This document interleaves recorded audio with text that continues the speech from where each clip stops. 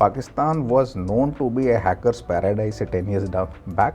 Okay. But probably I think somewhere along the way, they've lost their mojo. When it comes to traditional warfare, so we already know who are all top enemies.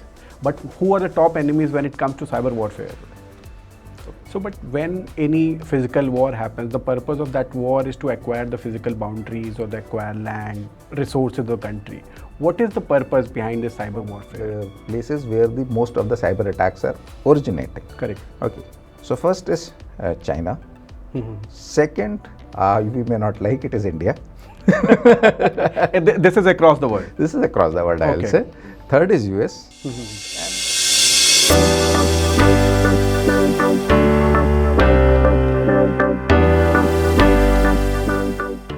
Welcome to the podcast, sir. Thank you, Akhilesh. So tell me, what is cyber warfare and why it is important today to discuss? The cyber warfare is something which initially people thought it is only going to affect the companies or the big organizations. But as each one of us is having a mobile phone in our hands, and this digital is going down, it's becoming ubiquitous, it is becoming something on which our daily life depends, and it is on the internet. The security of that is the cyber. It is something like it's becoming as simple as you move out of a house, you put a lock in a house. So as you have a digital assets, you need to have a lock onto that. So that's how the cyber is today. So, but when any physical war happens, the purpose of that war is to acquire the physical boundaries or to acquire land, resources of the country. What is the purpose behind this cyber warfare? So especially when two countries get involved into cyber warfare. So around 10 years back, one of the intelligent persons said, the data is the new oil. The economy today is running on data. All of us are the products which generate data. Correct. Our now human demography, the demography of a country, it generates data. That data has a value. Correct. And that data is residing into servers, into the cloud, some portion on our mobile, some portion on the different kind of infrastructure which has come in. Now, access to that is what is fueling the economy. It is as simple as that. Finally, the money is being generated on this new oil called data. As long as that money is being generated from there, it's a resource. So all the battles or the fights have been not about land, it is actually about the resource, because land offered the primary resource in those days. Correct, earlier correct. the agriculture, then oil, or then something else, or access to the sea routes, which fueled the economic aspirations. So today data does that. The moment data does that, it's the target. That's where now the battlefront has gone extended. So recently we have seen cyber attacks on AIIMS infrastructure. Then there was also a cyber attack on a power, I think. Power grid kind of. Power grid, yes. So what are the purpose? Like, is there a country behind it, or what is the purpose? What was the purpose basically of the attacker? So as far as the AIIMS infrastructure was targeted, it was most likely a nation state actor behind it.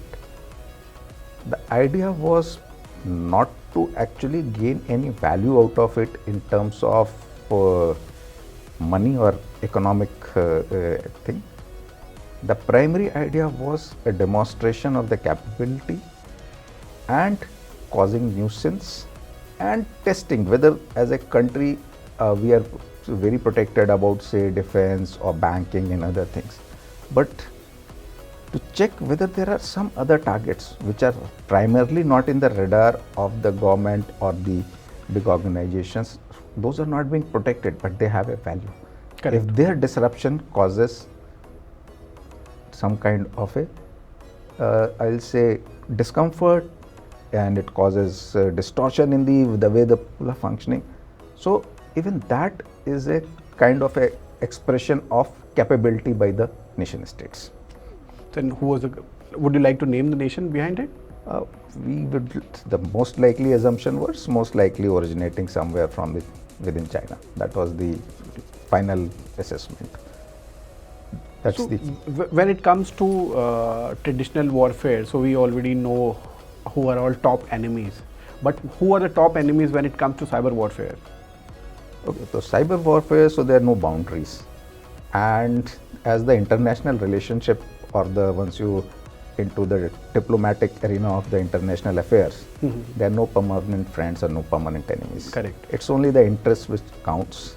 So yes, in every scenario, in the today's scenario, you have some unfriendly nations and so you have some fresh nations which are collaborating with you. So most likely the offenders or the attacks will come from the nations which are unfriendly to you, which have a interest in destabilizing our country.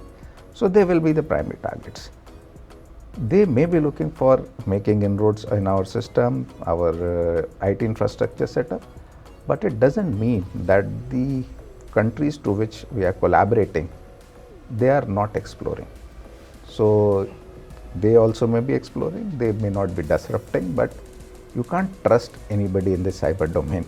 But still, if I ask you to name 4 or 5 countries where most of the attack that has come okay, in the if you recent go past. by the standard word of what is happening, if you see the reports which are as of now taken from the places where the most of the cyber attacks are originating. Correct. Okay, so first is China. Second, we may not like it, is India. This is across the world. This is across the world, I will Okay. say. Third is US, and then you have Russia, North Korea, some Pakistan, and some Middle Eastern country. So that's where. Yeah. So as far So as somewhere India we is- are somewhere we yes. are in the top 3 at Yeah. least. Now all these reports, once they do, they look at the cyber attack or the cyber crimes combined. Correct. So that is where it is. So, but nowadays you can also hire a cyber criminal for a price. And India was also, there was some company which was named in the international report, which was from India. It was news all across. So, how this trend is, flourishing from India, and what if you have some, like, what is the price like if you want to hire a cyber criminal? What is the price like? Okay. So I will not say cyber criminal as such for hire. So what has happened? Two trends have happened in last 10 years into the cyber security domain. First, initially the development of the cyber attack toolkit, a group of 3 or 4 people could get together and create something which is of could be utilized in the real world. However, the complexity of the attack and the cyber security policies and the defensive measures which have been placed in have ensured that this is not a very easy game anymore. The complexity is such that today a good cyber exploit toolkit will require a team of 30-40 people. Okay. So you require a structure, you require a company, you require an organization, you got team leaders, you got project leaders who will be doing it. So it has evolved into a very structured kind of a business.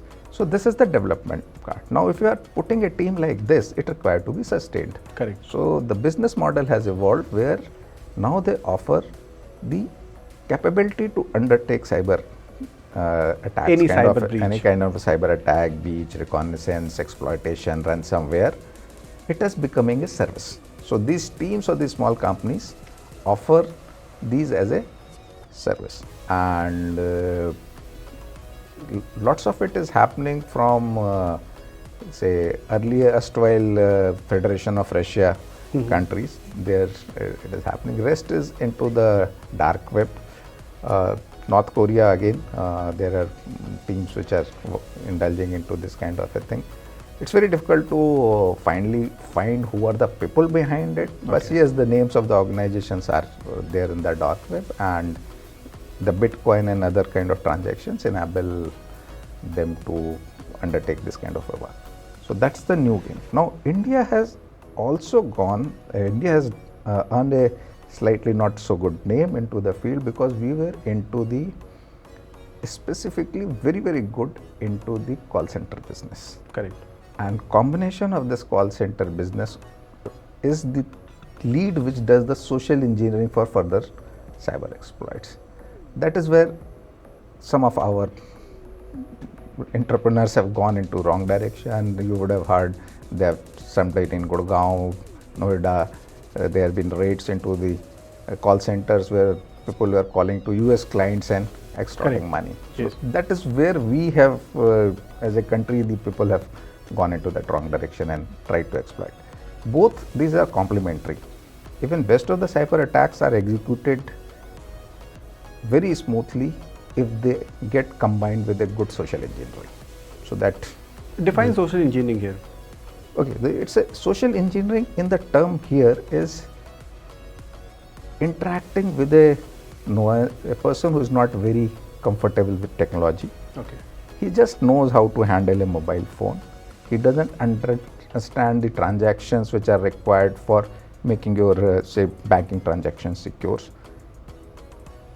If you these kind of a gullible people, if you talk them sweetly, talk them with authority, and try to extract information from them, Just like OTP maybe. Like. less like a OTP, and some lot of people will probably give their date of birth and other thing they will leave on their Facebook, Correct. the full exact name. So if you do the some kind of a social analysis, lot of data you will get from there. What is the missing link? Once that's the voice conversation with these people, with the people who are gullible, and extract that OTP and last bit of information which is needed to harm them financially. So that is where the social engineering comes into play. What are the biggest cyber crime cases that isn't busted by the authorities, and how? And I think once you crack it, like the most difficult part would be, ensuring that they get deserved punishment. How difficult is that? Okay, so I'll say last 4 or 5 years have been good in the terms that government has now placing the structures and the policies which are required to ensure the admittance of your evidence captured during the say raid or during the process into the courts. The problem is even our judiciary is still struggling with the new cyber laws, its implications. Even the capturing of a raid is done by a police to a premise, and they capture certain number of PCs from there. Okay. Now the process of ensuring that those PCs are captured in a manner that they cannot be modified subsequently. So there is a certain amount of process involved into that kind of a thing. Those processes say 10 years down the back were not there. And taking those loopholes, even if the charge sheets were filed, people were taken to court, the actual criminals could not be punished. Now those processes, those policies, new IT rules have been promulgated by a lot of agencies. Based on that, now it is much easier. The police also knows, or all law enforcement agencies knows the processes which are required to be undertaken at the time of conducting the raids, doing the gathering of the evidence, and sealing those evidence as per the cyber procedures. So those things have come into play. Slowly and slowly this will start happening. So as of today, they are able to identify most of the cases, they are able to identify the culprits, they are able to shut down the operations. Only problem happens the recovery. So that's another ball game. So that's where the challenge lies. The biggest cyber criminal case that you have helped cracked? Okay, so I directly don't handle the cyber criminal case. Whatever you are aware. But we being part of that cyber ecosystems, we become aware about what is happening. So in 2022-23, there was a complete ecosystem which was developed for transferring the money which cyber criminals are gaining by any means outside India. So there a Chinese company came into that space where they offered the cyber criminals, whatever way you have been able to take money from somebody's accounts, you have been able to get it. Now today's the problem is, fine, you have transferred the money from somebody's account to your account. What next? Correct. How do you take it out? There is a limit on how much money you can extract every day. Correct. Each account is being mapped to Aadhaar number, all those things are there. So they went very, very innovative. What they did, they launched a app.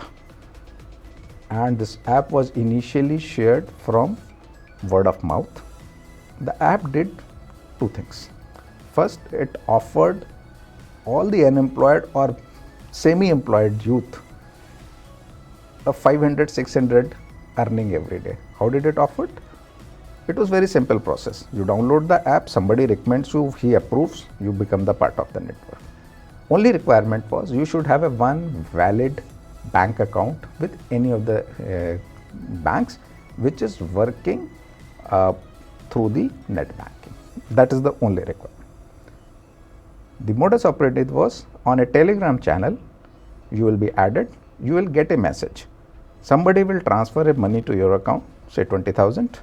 Your requirement is, and they will give you a number that this is the next account. You have to transfer that any within 5 minutes to that account. You take 20,000, you transfer 20,000. At the end, when the transaction is successfully done, upload the screenshot, you get say 200, 300, 500, some amount of money into your bank. You do this 5-6 transactions in a day. So somebody even sitting in his own shop, he says, fine, I'm working, but whenever that comes, it just takes 2 minutes to transfer that money.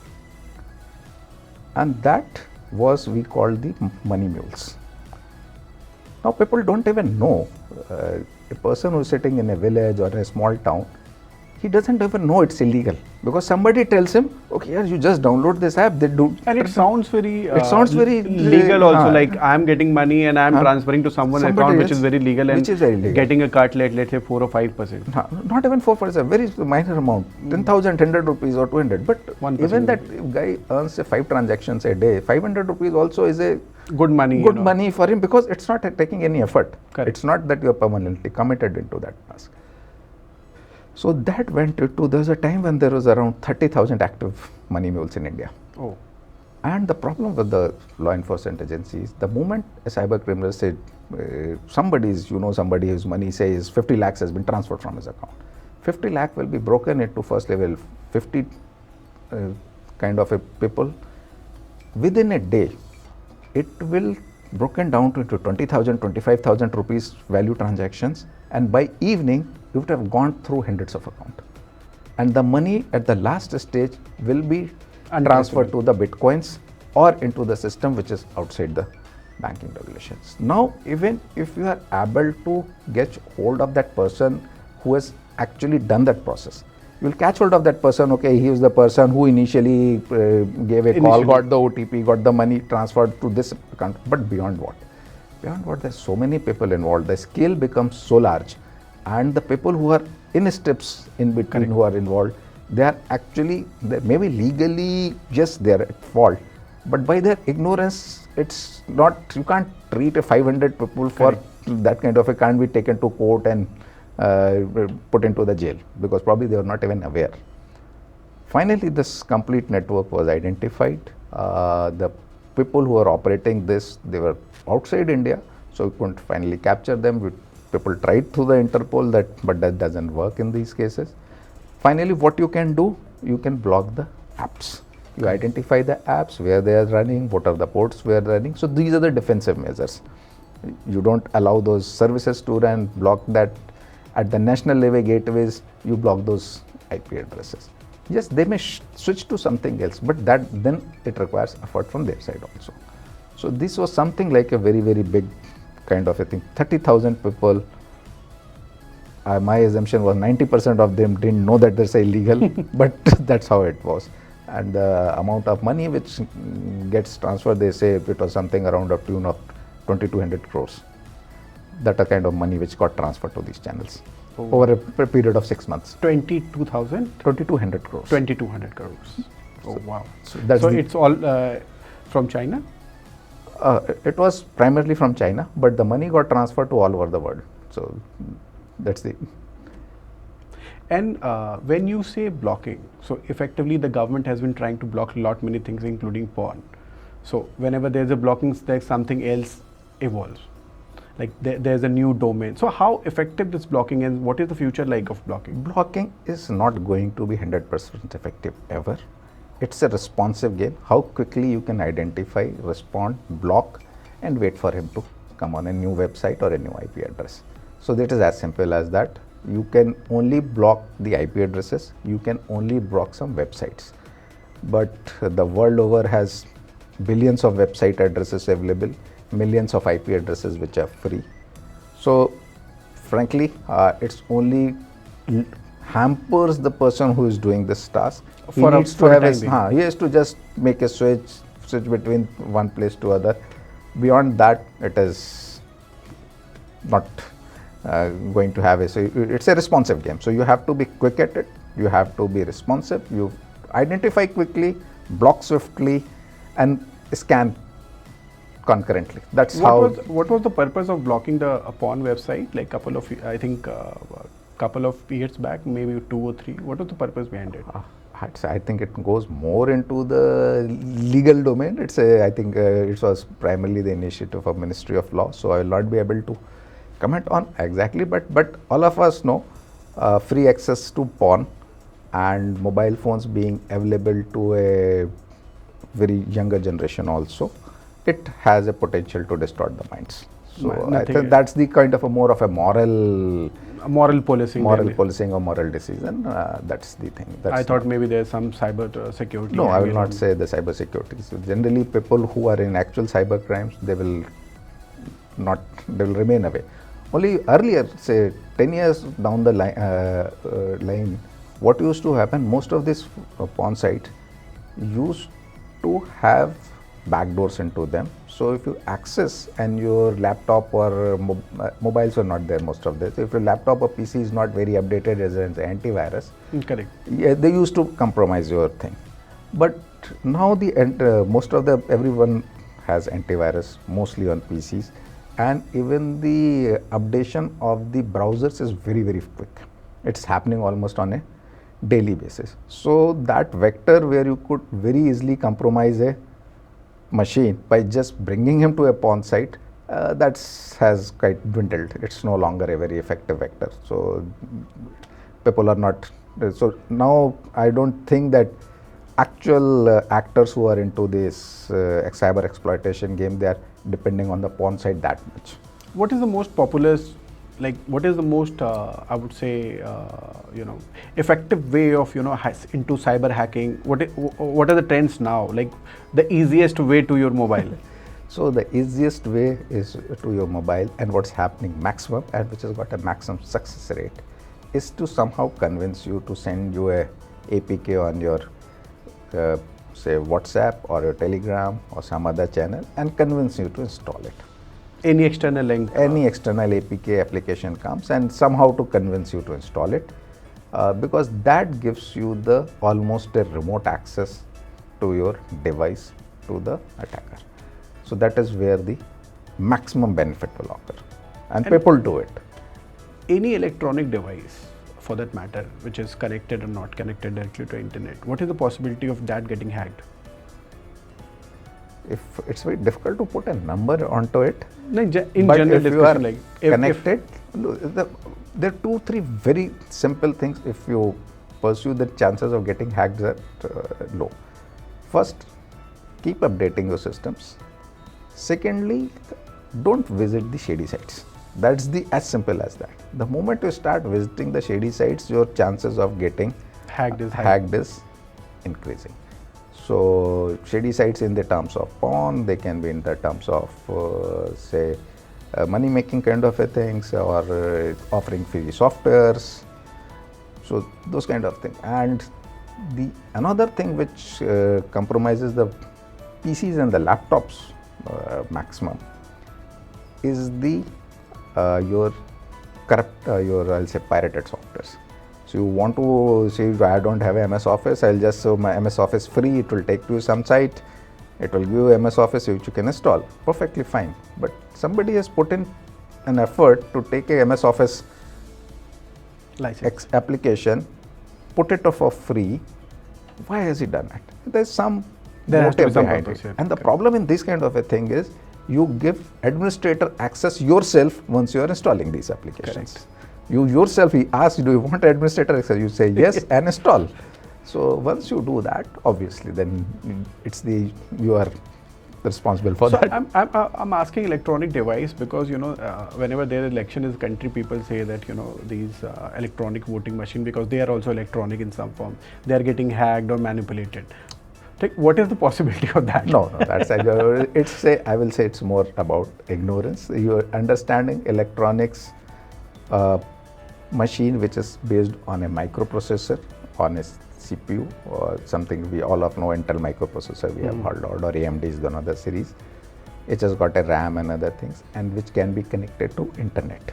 So these are the devices which can be hacked. Even our mobile phones are basically, they are processors, they have got memory, they have got internet connection. Our electronic voting machines are not operating system based. Okay. They don't have an operating system. Okay. They are based on microcontrollers, which have a firmware. They don't have an operating system. Now firmware is something like a calculator. If I the simplest example everybody will understand. A calculator is a microcontroller and a firmware onto it. Now on a calculator, if you have certain operation, it can do 10 mathematical operation, it can do that. You try to do 11th, it will not do, because it doesn't have the technology stack to do other things. That's the same thing with the EVMs. They have been designed to only do those 10 things which are there. Second, there is no internet connectivity possible. It's not designed to have internet connectivity. But those 10 things which you're saying, that can be manipulated? No. So look, the issue is those programs which have been made, once they have burned onto the microcontroller, you require access to, first require access to those microcontrollers. Okay. You require to understand the somebody who has programmed it, and those programs are not written in the comfortable language which we understand is like the Python and other, where people are very conversant. Those programs are written in old type C kind of a programming which now few people are left. And second, you will not have access. So those devices, like once the program has been written, it's a one-time process. You cannot write it again.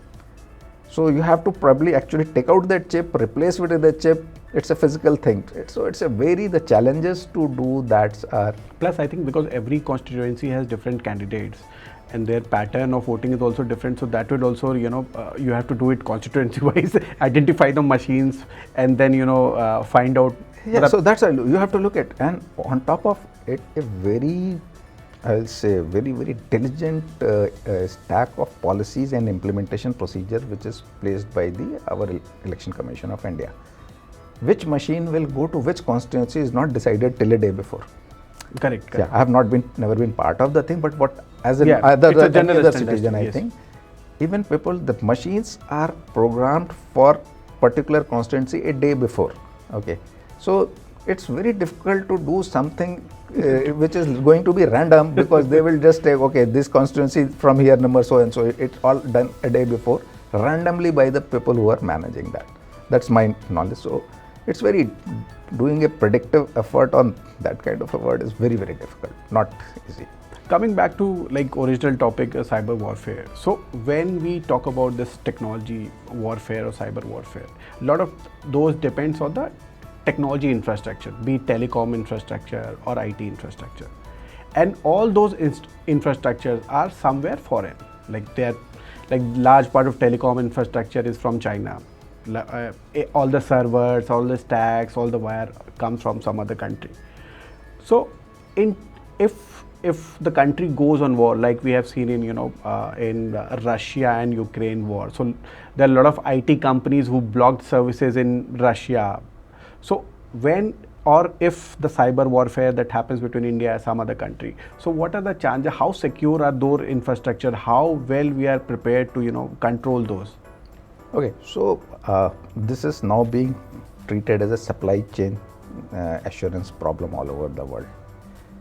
Now the complexity of the today's technology is no one country has the full stack of the technology available. Correct. With it. It's not even with US, it is not even with China.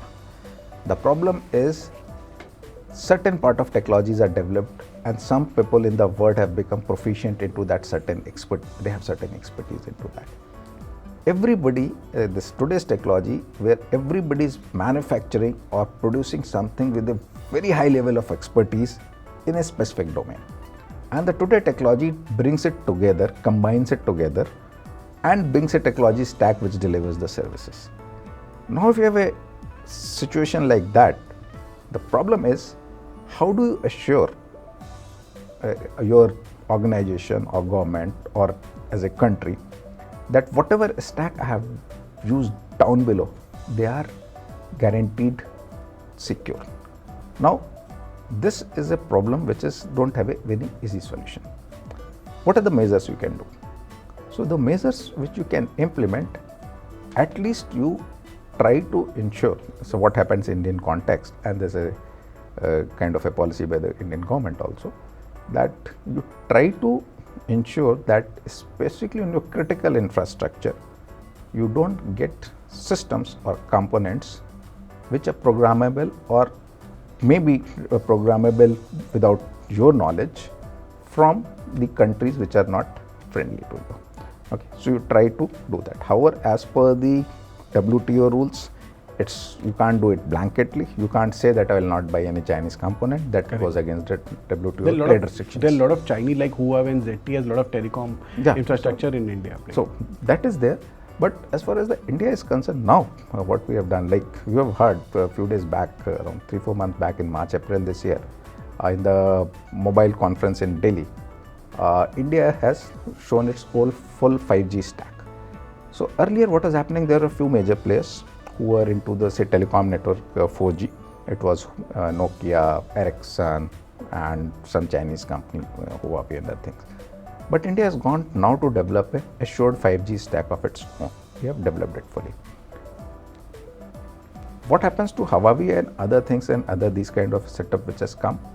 So government has earlier made a decision that in the strategic backbone, you will not have the Chinese components, that kind of thing. And you will have a, say, primarily European or some other companies which you can trust slightly more only. You can trust as of now. Okay, so that's how it is. There are no easy solutions. We are coming up with a policy which is as of now that you want to have a assurance system. So we are hoping that in some time, probably 10 or 15 years down the line, we will, once we become a semiconductor facility, fabrication facility is sufficiently good in India, probably should be able to develop the full stack. But the way the technology is, even you will not believe, even the US is struggling with these systems. They are finding that even within their more complex system, the Chinese components are getting in from here and there. That's happening all around the world. So that's how it is. So biggest threat, like whatever the discussion we are having, the biggest threat that in cyber dominance is, which I am hearing more and more, China. Is it coming from China? The biggest threat that the world will see in case of cyber warfare, is it from China? It's not coming from China. No, I'll say any country worth its salt today and with a sufficient economic muscle is getting into this domain. So, and long term, there are no permanent friends. So it is something like that. Yes, China, as of now, our interests are not well aligned with China. So we have a perception of threat from them. Similarly with Pakistan or some other countries which are not very well aligned to us. But in the long run, as a country, you have to develop capability and to have an all-around protection for yourself from everybody. So you always hear about these cyber threats are also emanating from Pakistan, but we don't see Pakistan as a much stronger technology savvy nation, is it? Like how strong they are in technology? So Pakistan was known to be a hacker's paradise 10 years back. Okay. But probably I think somewhere along the way they've lost their mojo. Okay. They are no longer that kind of a, because it required a certain level, the game became more complex, what I told you. Correct. Earlier it was 3-4 people could do it, 3-4 good bright people with a technical bent of mind. But you need proper infrastructure now. Now you need proper infrastructure, you need a leadership, you need team management, you need project managers, so it's becoming more complex. So and you're all like-minded 30 people, getting involved into these kind of stuff. You need to have a very, very focused approach to it, and probably that is where I think they are no longer there. And what is the cost like of hiring these resources? If someone wants to hire, let's say someone for a ransomware attack, what is the cost like typically? I'll not be able to say the ransomware attack. Or any attack. I will say if you want to buy it, so in the cyber domains, now people who are expert into the, say, defensive operations, they are called blue teams. People who are good into cyber attack, they are called red team people. So a good red team person today who is legally into the business of, say, evaluating the strength of defenses of a good company of India. Say you've got a 5,000 crore company, 500 offices in India. How do you test your defenses? The best way to test his defenses is you hire a person who's legally tries to attack your system and find the ethical loopholes. hacking. Ethical hacking kind Correct. of a thing. So a good ethical hacker with a 5, 6, 10 years of, say 6 to 10 years of experience today will come somewhere around half a crore package. That's package and annually this is. Yeah, that's annually. So that's the kind of value now these people have. And how well, as a country, we are prepared for cyber offensive or defensive infrastructure or teams? Okay, so as far as the awareness and the knowledge, both, as a country, we have now sufficient knowledge of that. We have sufficient knowledge. We have sufficiently good people with the required skill sets. We have a awareness, and the policies have come into the play. But this is a game where you cannot let your guard down, and you cannot assume that you have become secure. So, as a country, yes, for small cyber attacks and other things, I think we are very comfortable. We can be protected. We are able to respond. Nation-state attacks, they are of a different genre altogether, and those attacks, you can just be prepared. You don't know what will happen, because nation-state attacks, if you look at it, say, take the case of Stuxnet, which attacked the Iran. If you go into technology, it had 3 zero-day attacks inbuilt into it, and those were one of the, I'll say, the most brilliant pieces of mind would have designed those attacks. So it is like that. You require some very good people who know what they are doing. As a team, they build a system they join the dots, they build an attack kind of a vector onto it and try to exploit it. So if you are, as a country, you are able to put more and more people into it, more good people into it, you will develop a capability for it. So as a country, we have a processes in place, we have a systems in place, we are developing good capability to monitor our ingress and outgress of as a country. So I will say we are in reasonably good hands. Now something like AIIMS may happen because it was not considered a critical protected. Yeah, so now people have to understand, okay, what all needs to be protected. So that is the thing. So you have a set of, based on your threat perception, you identified a set of targets which are likely to be attacked. But how a common person or someone who's reading a newspaper will know that this is on this cyber attack a state vector is involved, on this cyber attack is a private person involved who's just trying to hack or steal some data?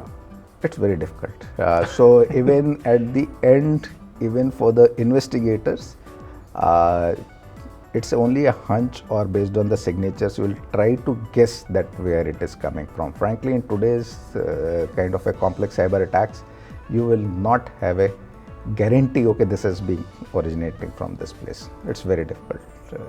The attack will, the footprints of the attack will be all over the world.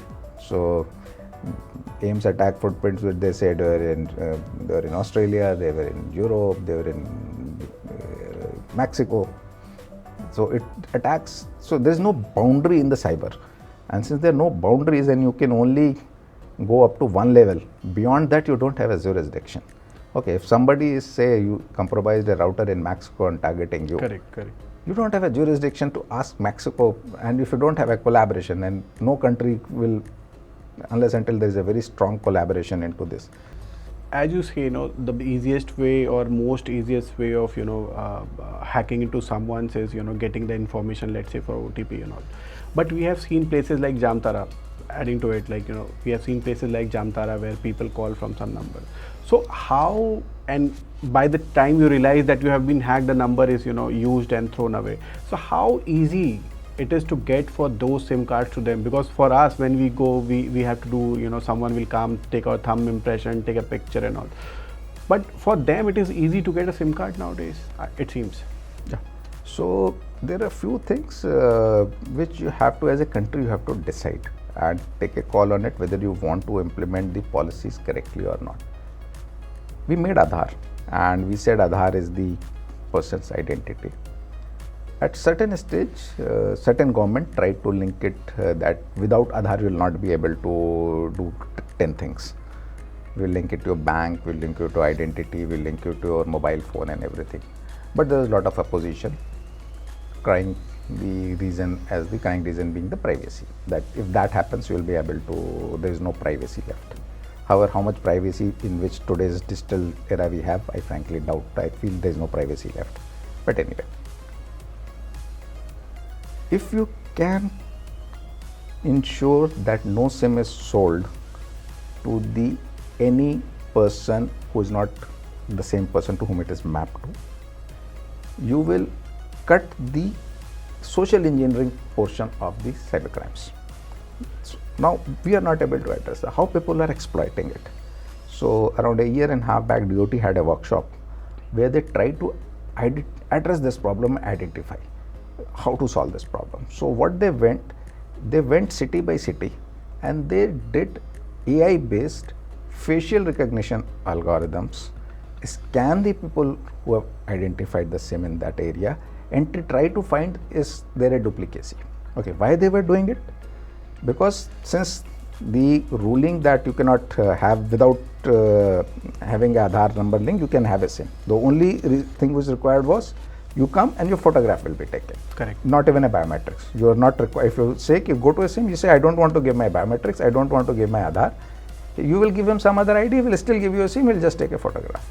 So once they ran this algorithm, they identified there are people whose 500 photographs are found for the same person with a different kind of hairstyle, different dresses, different sometime mustache, sometimes nose there, and sometime even going to the extent of showing a female persona onto the thing. So with a dupatta and lipstick and everything and wig, the guys had a 500 SIMs on their name. So it turned out to be that was a business. The guy used to start in the morning. He had a contacts with the people who sell these SIMs. He used to take the whatever documents which we give them as a proof of identity. So the main problem today in the social engineering domain of cyber attacks to a common person is somebody gives you a call and tries to convince you to give either a OTP or install a APK on your mobile. Now, how it is happening? How come people have access to these SIMs when me and you go and try to get a SIM, we feel he is asking too many documents. Correct. But the problem is there are loopholes into the system. As of now today, you can buy a SIM without giving your Aadhaar card. You will just, your photograph will be taken. All they need is some kind of a address proof for which you provide Xerox copies, which are not verified. Frankly, there's no verification. You just submit, somebody looks at it, somebody a 10th pass, 12th pass person looks at it and he says, okay, this is fine, and that SIM is issued. So, and the problem was known. So when people tried to analyze, especially in Jamtaras and those areas of where they're getting a lot of SIM card frauds are happening, they did a AI-based face matching analysis, specific city-wise in certain areas. And they found there are people who had 500 SIMs to their name, and all their faces were with different kind of a makeup, with a different hairstyles, and sometimes even faring like a female also onto this. So this guy has a business model, or person like him. They every day morning they will start from their house. They will collect a few sets of ID proofs from one of the SIM vendors, go to the next SIM vendors, Xerox those ID proofs, get same proof, put their photo onto it, get photographed, buy a SIM, take some IDs from him, go to the next SIM vendors, and by the evening he will have 10 odd SIMs to his name purchased. All these SIMs could be sold for 500 to 1000 rupees to somebody. He will give 100 to 200 rupees to the person who is selling the SIM, who is giving him this ID proof of some other people. So without you knowing, actually on your name somebody else has a SIM SIM card. card. Okay, and now these SIM cards, once they go into the hands of the cyber criminals, they are mapped to somebody. Even if somebody tomorrow you give some number and police try to catch it, they will realize the SIM card belongs to somebody else. Okay, SIM card is mapped to somebody else, and by seeing the profile itself, police comes to know this guy is not involved So, into but it. how serious is, number one, like how many SIM cards one person buy? Number one, like is there any cap? Like, Look, as of now, for me and you today, it's I think 8. We Eight can SIM have cards. 8 SIM cards on our name, single Okay. person. So and if I buy beyond 8, let's say I buy 20, so what are the criminal charges that are going to be? Because that SIM card could be used on anything. There is only a limitation. As of now, it's under, I don't think, I'm not a lawyer, but I don't think under the IPC it's an offense. So unless until it's an offense, you cannot Correct. frankly. Because someone is, what am I understanding? Like even someone is buying 500 SIMs, right? Those 500 SIMs can be used be fraudulent activities, sending OTP. Yeah, that can be true, but I think there is some check that beyond a point, once you start getting 8, 10, 12 SIMs, probably that once you go for the next SIM issue, it will not be issued. Probably there is some background check when happens. It will be denied by the telco itself. So telecom company will not, because there are only 3 or 4 telecom. So my question is little different. Like, so as you said, like 500 SIMs, and those SIMs were sold to some companies, and those SIM were then involved again. So how difficult is for any, let's say, authority, local authority, cops, lawyer, judge, to ensure that this person is responsible for the entire operation? Because linking back to those scams to that person, I am buying 500 SIMs. That is, That's perfectly fine. That's perfectly fine. There could be a guideline that could be offensive. But proving that this person is, responsible for those, how difficult is that? So once you buy a SIM, so you sign on those documents. Correct. You sign, there's the underprint on those documents are like this. It is written that you will be responsible for all the activities which originate from this SIM. You are buying, you will use it in a personal capacity. You will not hand it over to a third person. So the moment you are giving your SIM to anybody else to use it becomes a criminal then activity. it's a Criminal crime, activity. it's a criminal activity, and it's violation of the rules based on which you have provided a SIM. So then you are very, very clearly liable as for that thing is concerned. And just out of curiosity, like, as you said, cyber infrastructure, telecom infrastructure is very vulnerable. So what kind of phones or devices that our top leaders, maybe the Prime Minister, Home Minister, what kind of devices they use? Because we, like, whatever we read about US President, that he can call only 10 people and 10 people only can call him, things like those. So what are those devices? Like, what kind of security they have? Okay, so starting from a normal perspective, so everybody who wanted to be more secure, he says buy an Apple phone, which earlier But that people, is not the case nowadays. That's not the case. So it's only a perception. Apple is as good or as bad as. I was reading somewhere that it can be more easily hacked than any Android now phone. they started targeting more Apple targets because they realize these people have a higher value of purchase value, or their banks are going to have a large bigger balance. So it is like that.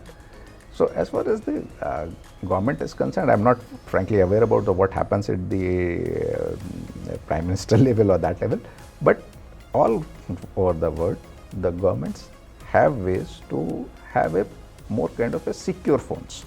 Okay, it's not only us, all over the world it does. So those secure phones are kind of a logged phone, where you ensure that the integrity of the phone is there. You cannot install any additional apps. You cannot say browsers are disabled. You cannot visit the websites there. So you try to have a more defensive approach to it and limit the attack vectors to that phone. So how do you limit? So if you don't visit onto a website, first one attack vector is gone. If you are not permitted to do a WhatsApp kind of a thing, the second attack vector is gone. Okay, then probably people may use their own in-house developed chat applications which are not exposed. So then a person is not on WhatsApp, nobody can send him a message. Then you can have encryption systems both at the hardware level within the phone and within the software. So even if your phone is compromised, the data which is there onto the phone is encrypted, it's not easily accessible. So these are the 3-4 measures which governments will all over the world do it to provide secure phones to their leaderships. That's how I think it is done mostly. And mostly in every case, there are some seasons where we see there's a higher number of criminal cases or a sale or something. Is there something season in cyber Okay, crime? so what happens, there's a very good trend, or the trend is there that any good app which is there, there is a lot of, you will say, duplicates are available on the Google Play Store. Correct. So at the time of when say 15 August, 26 January is coming, and when all this big Amazon or Flipkart start launching big sales, so that is a time there may be people who want to exploit this situation. They try to push apps which looks like Amazon or other things, but they have a certain kind of a security threats built into them. So there are seasons when Amazon and say Flipkart comes with a big discount sales. At that time, the download of these apps becomes high. So a lot of people get into that, okay, let's also download and buy something from Amazon and Google. At that time, the cyber attackers, they upload on the both the say Google and sometimes on the Apple also, duplicate apps looking very similar to the original apps of Amazon or Flipkart or any other website which is selling goods, and try to convince people to download and install onto them. Now the best part of these apps are, the moment you switch it on, they will do something else, and then they will also start doing the Amazon process. So they take the Amazon app, put a wrapper around it and burn it. Once you install it, you click onto it, it start working like Amazon app. Even the Amazon for them you'll also, never get to know that it was not the original app. But it is at the back end trying to compromise your mobile. So this happens as and when the sale seasons comes up, that there is a rise into this. Google tries to do some kind of a vetting of the apps on which are being posted on its Play Store, but the volumes has become now thousands of app or millions of app get loaded every day. They have some automated process to detect it, but it's not a very foolproof. So that is one thing which is affecting a common person. And the last question of the day, like if someone has to take, safeguard his cyber interest, like I want to protect my phone, my data, what are the 3-4 steps or you can advise, like, to start with? First, I will say that once you get your new mobile phone or a new PC, something, get antivirus app. Okay, that's now I'll say necessity rather than a maybe. Okay, number one. Number two, install only those apps which you need. Okay. Once you are installing any app, see the credential of the company which you have where we are downloading. From where you are downloading. See the number of downloads. Frankly, if you find any app which is less than 1 million download, just don't download it. Okay. So because then it tells if it's 1 million, I think people have been there, and has it doing something, it would have been reported and probably that app would have been removed. So just take a look at it, be cautious about it. As far as the cyber hygiene on your mobile is concerned, or even the laptops, don't visit the shady sites. They are the attack vectors which they try to utilize the weakness. If your browser is slightly old, it is not updated, they will try to exploit those weaknesses into it. Keep your mobile phones and your laptops updated, and don't download the pirated software and install. That's the bottom line. Use the free version. So if you don't have MS Office, please use OpenOffice. It is as good as, except for some slightly not so niche interface, the function wise it is as good as that. So try to use there enough open source softwares available rather than going in for the pirated softwares. That's one thing. That's where you actually hand over the control of your mobile or your laptop to the other person. Willingly, you are handing it over to him. I think these are 4 things which you can do. So thank you very much, sir. I think we have got a lot of information and knowledge in today's our conversation, and it was nice listening to you. And hope we'll catch up again, to discuss the latest in cyber security, cyber domain. Thank you, Akhilesh. It was wonderful interacting with you and your team. Had a good time. Thank you, sir. Thank you.